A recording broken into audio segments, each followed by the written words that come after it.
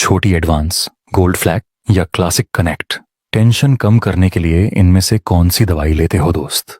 लेकिन एक मजे की बात बोलूं, अगर सिगरेट सच में टेंशन कम करती तो स्मोकर लोग जमीन से 6 इंच ऊपर तैर रहे होते, बिल्कुल किसी आत्ममुग्ध बाबा की तरह, जिसे लगता है कि उसने जिंदगी का पूरा सोर्स कोड हैक कर लिया है। लेकिन हकीकत यह है कि वही लोग रात के 2 बजे बालकनी में खड़े होते हैं, ठंडी हवा में कांपते हुए, हर जेब ऐसे टटोलते हैं जैसे कोई सिगरेट नहीं बल्कि पूरी इज्जत ही कहीं गिर गई हो, और बुदबुदाते हैं, यार एक तो बची हुई थी, ये शांति नहीं आदत की गुलामी है।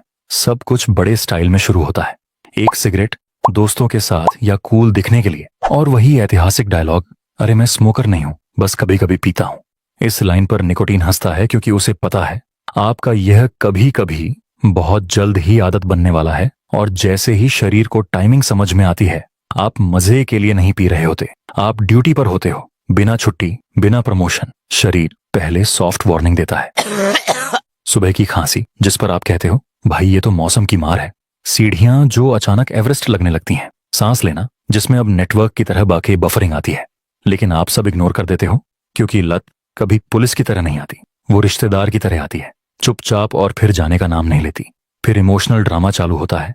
अब आप रिलैक्स होने के लिए नहीं पीते, आप इसलिए पीते हो ताकि चिड़चिड़ापन, बोरियत, गुस्सा, उदासी या जिंदगी से हल्की सी खुन्नस महसूस ना हो।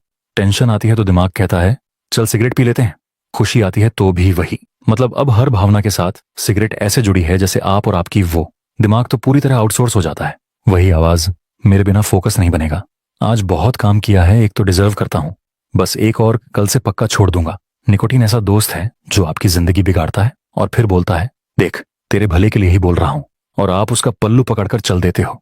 फिर एक दिन आप इसे छोड़ने का फैसला करते हो, इसीलिए नहीं कि आप बहुत स्ट्रांग हो गए हो, बल्कि इसीलिए क्योंकि आप खुद से हर 2 घंटे में झूठ बोलते बोलते पक चुके होते हो। छोड़ते ही शरीर पूरा टीवी सीरियल बन जाता है। सिर दर्द, बेचैनी, ऐसी क्रेविंग की लगता है सिगरेट छोड़ना कोई गलती नहीं, पाप हो। लेकिन सच्चाई ये है कि आप मर नहीं रहे, आप एक ऐसे किराएदार को बाहर निकाल रहे हो जो आपसे ही किराया वसूल रहा था। इमोशनली हालत और तीखी हो जाती है, छोटी छोटी बातें चुभने लगती हैं, लोग बिना कुछ किए परेशान लगते हैं, पंखे की आवाज भी दुश्मन लगती है। ये आपकी पर्सनैलिटी खराब होना नहीं है, ये निकोटीन का निकलना है। यहीं सबसे बड़ा झूठ टूटता है। सिगरेट ने कभी टेंशन कम नहीं की, उसने बस टेंशन को रोक कर रखा था।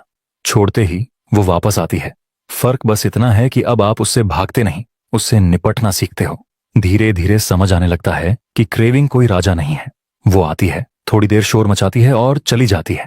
आप नहीं मानते, हर बार मना करने से उसकी औकात और कम हो जाती है।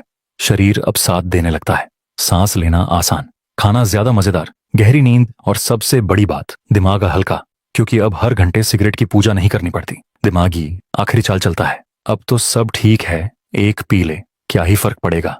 ये वही पुरानी लत है, नकली मूंछ लगाकर कमबैक करने की कोशिश में। इसको भी ऐसे ही इग्नोर करना है जैसे आपको आपकी क्रश करती है। फिर एक दिन ऐसा आता है जब आप सिगरेट के बारे में सोचना ही भूल जाते हो, न रोकना, न चाहना, बस भूल जाना। सच कहूं तो यही आजादी है। अगर इससे कुछ मदद मिली हो तो लाइक जरूर करना, और हाँ, आपकी क्रश वाला जोक मजाक था, बस दिल पर मत लेना।